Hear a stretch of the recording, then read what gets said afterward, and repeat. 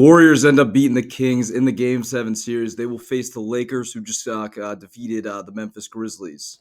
And it's going to be a heck of a series. LeBron v. Curry, Episode 5. It's going to be really good. Obviously, LeBron, he's only beat Curry one time. But if you really think about it, he's really only went up against this Warriors roster twice because you can't really factor the KD years. Obviously, they're at it, but that was more of a KD-LeBron rivalry at this point. The actual LeBron-Steph rivalries have only been 2015, 2016, and now in 2023. And, I think it's going to be a heck of a series. I think it's got the potential to potentially go the distance, go to 7 games. I'm not completely sure that it will because the Lakers, they do a lot of things really well with their core. I mean, you have a bunch of players that if they on any given night can go off for big games. Like D'Lo, any given night he can have 30. Rui, any given night he can have 30. Some of their pieces are just really good. Austin Reeves, I actually think they're deeper than the Warriors.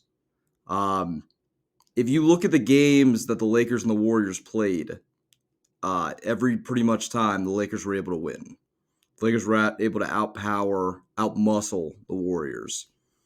Now, that's just to say if the Warriors shoot an average game. If the Warriors shoot lights out, it's going to be very difficult for the Lakers to win.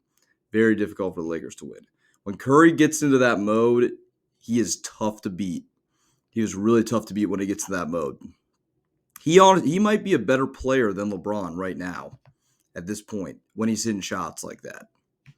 I think LeBron brings a little bit more to the table, but when Curry's hitting shots like that, I don't know if there's a better player I'd have in the league. So it's going to be a heck of a battle. I think Anthony Davis will be the difference in this series, though, because he's going to dominate Kevon Looney. I think Rui, they put him on Draymond. I think he bodies Draymond very early. And people forget how good of a defensive team the Lakers are. Very good defensive team. And I just don't think the Warriors are going to be able to do it. So I have Lakers in 6. I originally thought Lakers in 5, but there's no way that Steph Curry and them are going to get at least 2 games. One of the games is going to be big. There's going to be one game that's really close. There always is in a series. Lakers, I assume they're going to win it.